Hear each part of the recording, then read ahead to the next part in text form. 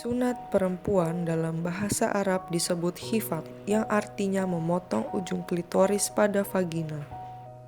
Female Genital Mutilation atau FGM merupakan prosedur pengangkatan sebagian atau seluruh bagian dari organ genital perempuan, baik untuk alasan budaya, agama, atau tanpa alasan atau indikasi medis. Kementerian Kesehatan sepakat untuk melarang praktik FGM terhadap perempuan. Menurut WHO, praktik sunat perempuan di Afrika dilakukan dengan cara infibulasi, yaitu menjahit vagina menggunakan silet dengan memotong bagian dari labia minora atau labia mayora dengan atau tanpa memotong bagian klitoris. Selain di Afrika, FGM juga dilakukan di India. Khatna atau FGM di India bukanlah suatu hal yang tabu, bahkan dapat dianggap sebuah tradisi. Imagine the same hot knife slicing your clitoris.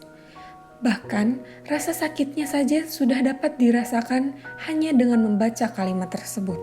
Sedangkan di Indonesia, UNICEF 2016 masih mencatat lebih dari 200 juta perempuan yang menjadi korban sunat perempuan.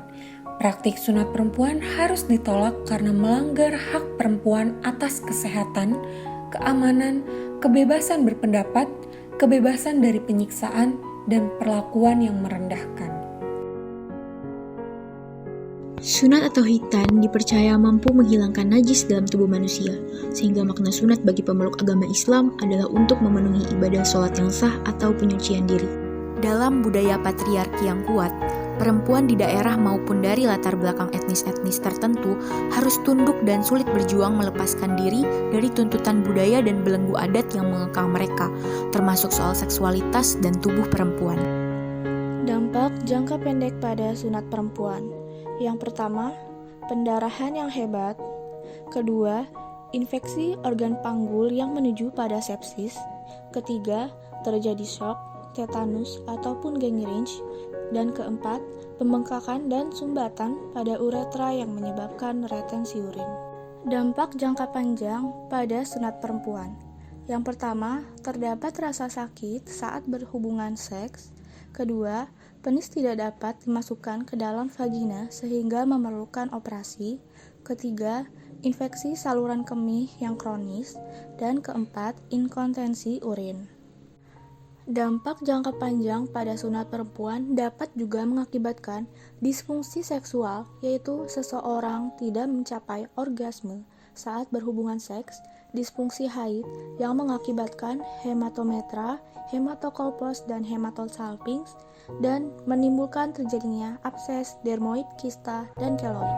Kemudian bisa terjadi nyeri yang hebat, terjadi infeksi di daerah kelamin. Kalau misalnya pemotongan itu cukup lebar, terjadi jaringan sikatris atau keloid, itu bisa mengakibatkan penyempitan dari lubang vagina dan nanti akan mengganggu ketika hubungan seksual, kemudian ketika melahirkan. Sunat perempuan juga memberi trauma, ditambah dengan jarangnya penggunaan bius menimbulkan rasa sakit luar biasa bagi anak-anak perempuan yang menjalaninya. Kebijakan atau peraturan pemerintah terkait sunat perempuan tercantum di dalam Peraturan Menteri Kesehatan Republik Indonesia Nomor 6 Tahun 2014 tentang pencabutan Peraturan Menteri Kesehatan Nomor 16-Menkes/Per/12/2010 tentang sunat perempuan. Yang kedua, tercantum di dalam Undang-Undang Nomor 7 Tahun 1984 tentang pengesahan konvensi mengenai penghapusan segala bentuk diskriminasi terhadap wanita.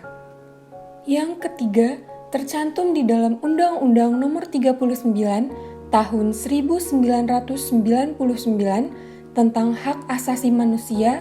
Dan yang terakhir, tercantum di dalam Undang-Undang Nomor 36 Tahun 2009 tentang kesehatan.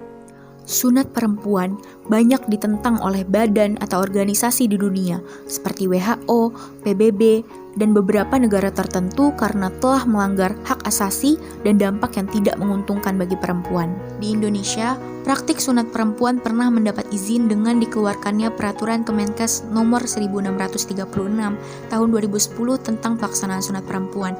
Namun, peraturan tersebut dicabut dengan dikeluarkannya Peraturan Kemenkes Nomor 6 Tahun 2014.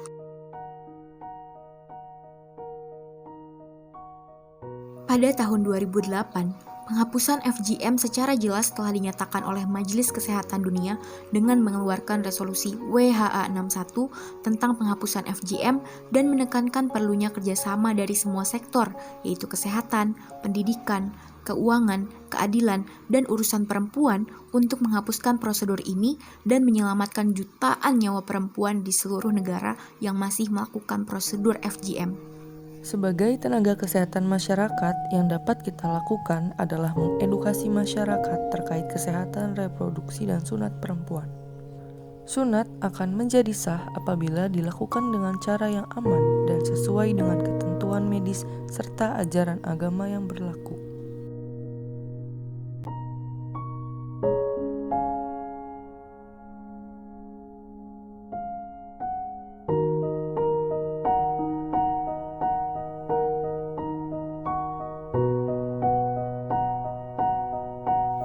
Terima kasih telah menonton video ini. Semoga bermanfaat. Jangan lupa like, komen, dan subscribe channel YouTube Mendadak Daring.